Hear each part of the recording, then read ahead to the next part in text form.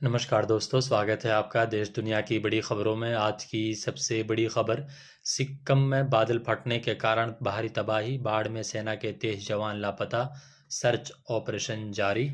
दूसरी बड़ी खबर, बिहार के बाद एक और राज्य में ओबीसी सब पर भारी, जाति सर्वे में आया इतना आंकड़ा, 10 साल में बड़ा इजाफा। तीसरी बड़ी खबर, शराब सिसोदिया और संजय सिंह, ईडी ने बताई दिल्ली शराब घोटाले की पूरी कहानी। चौथी सबसे बड़ी खबर, आर्टिकल 370 हटने के बाद कारगिल में पहली बार मतदान, क्या है जबरदस्त वोटिंग के मायने, बताएंगे आपको सारी खबरें विस्तार से, बने रहिए आप हमारे साथ। सिक्किम में लहोनक झील पर अचानक बादल फटने से चैन घाटी में तीस्ता नदी में अचानक बाढ़ आ गई, जिसमें सेना के 23 जवान बह गए हैं। उनका शिव और वे वाहन डूब गए हैं। अधिकारियों ने बुधवार को बताया कि अचानक बाढ़ आने और बांध से पानी छोड़े जाने के कारण स्थिति और बिगड़ गई है। बाढ़ मंगलवार देर रात करीब 1:30 बजे आई। रक्षा अधिकारियों ने बताया कि घाटी में कई बाढ़ की चपेट में आए हैं तथा नुकसान के संबंध में अभी कोई जानकारी नहीं मिली है। उन्होंने बताया कि थांग बांध से पानी छोड़े जाने के कारण झील में जलस्तर अचानक 15 से 20 फुट तक बढ़ गया था।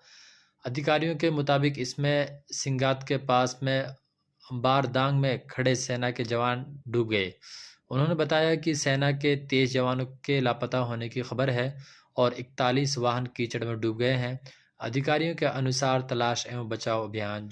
दूसरी सबसे बड़ी खबर, जम्मू कश्मीर में आर्टिकल 370 हटने और लद्दाख को अलग केंद्र शासित प्रदेश घोषित किए जाने के बाद पहली बार कारगिल में हिल डेवलपमेंट काउंसिल के चुनाव करवाए जा रहे हैं।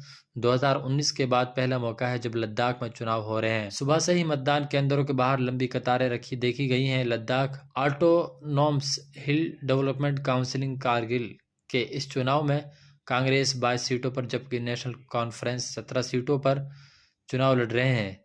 ये नेशनल कॉन्फ्रेंस और कांग्रेस मिलकर चुनाव लड़ रही है। वहीं भाजपा ने 17 सीटों पर अपने प्रत्याशी उतारे हैं। 4 सीटों पर आम आदमी पार्टी भी चुनाव लड़ रही है। सुरक्षा के बीच मतदान समय से शुरू हो गया है। इस चुनाव में 95,000 मतदान 85 उम्मीदवारों की भाग्य का फैसला करेंगे।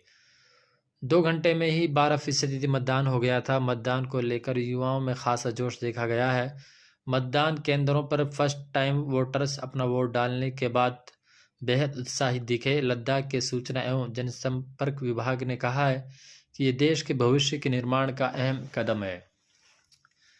बता दें कि वैसे तो इस चुनाव में कांग्रेस और नेशनल कॉन्फ्रेंस मिलकर शामिल हो रही हैं, लेकिन जिन सीटों पर भाजपा के प्रत्याशी नहीं है वहां दोनों पार्टियों ने अपने प्रत्याशी उतारे हैं। पिछले चुनाव में भाजपा ने केवल 1 सीट पर ही जीत हासिल की थी। हालांकि इस बार उसे उम्मीद है कि सीटों पर संख्या बढ़ेगी। वहीं नेशनल कॉन्फ्रेंस और कांग्रेस इस मुस्लिम बहुल क्षेत्र से भाजपा को दूर रखना चाहती है। वोटों की गिनती रविवार यानी 8 अक्टूबर को हो जाएगी। तीसरी सबसे बड़ी खबर, बिहार के बाद अब उड़ीसा में जातिगत सर्वे के आंकड़े सामने आए हैं। इस सर्वे के मुताबिक राज्य में ओबीसी वर्ग की आबादी 46% है, जो राज्य का सबसे बड़ा सामाजिक समूह है। यही नहीं, ओबीसी वर्ग की आबादी में बड़ा इजाफा भी दर्ज किया गया है, क्योंकि 2011 की जनगणना में इनकी आबादी 13% थी।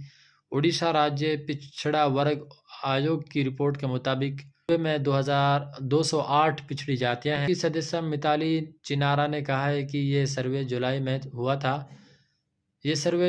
हुआ था। इसमें पाया गया कि राज्य की 46% आबादी यानी 195 करोड़ लोग पिछड़ा में आते हैं। उन्होंने कहा कि हमने ये रिपोर्ट राज्य सरकार को सौंप दी है। अब राज्य सरकार इस रिपोर्ट के प्रकाशन पर विचार करेगी। उन्होंने कहा कि 2021 की जनगणना अभी नहीं हुई है। हमारा अनुमान है कि राज्य की आबादी 4.8 करोड़ है और इसके अनुपात में ही ओबीसी की आबादी 1.95 करोड़ है। राज्य की एसटी, एससी और ओबीसी विभाग ने इस मामले पर अब तक कोई टिप्पणी नहीं की है। चौथी सबसे बड़ी खबर, प्रवर्तन निदेशालय ईडी ने बुधवार को आम आदमी पार्टी के वरिष्ठ नेता संजय सिंह के आवास पर छापेमारी की है।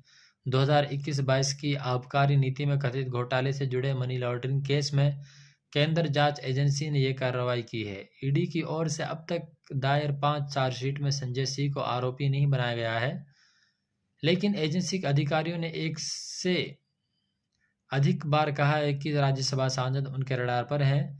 इस साल मई में दिल्ली के पूर्व उप मुख्यमंत्री मनीष सिसोदिया के खिलाफ दायर चार्जशीट में ईडी ने कहा कि रेस्टोरेंट चलाने वाले कारोबारी दिनेश अरोड़ा, संजय सिंह और मनीष सिसोदिया के बेहद करीबी थे।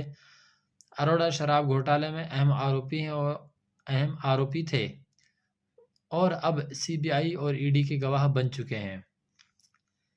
सीबीआई के गवाह बन चुके अरोड़ा को इस मामले में इस साल जुलाई में ईडी ने गिरफ्तार करते हुए दावा किया था कि वह घोटाले की अहम कड़ी है। एक दिन पहले ही अरोड़ा ईडी केस में भी गवाह बन गए हैं। ईडी ने कहा है कि अरोड़ा की सबसे पहले संजय सिंह से मुलाकात हुई थी। संजय सिंह के जरिए ही वो पूर्व आबकारी मंत्री मनीष सिसोदिया के संपर्क में आए। ईडी ने आरोप लगाया कि अरोड़ा को संजय सिंह ने फोन करके दिल्ली विधानसभा चुनाव से पहले आम आदमी पार्टी के लिए फंड जुटाने को कहा था।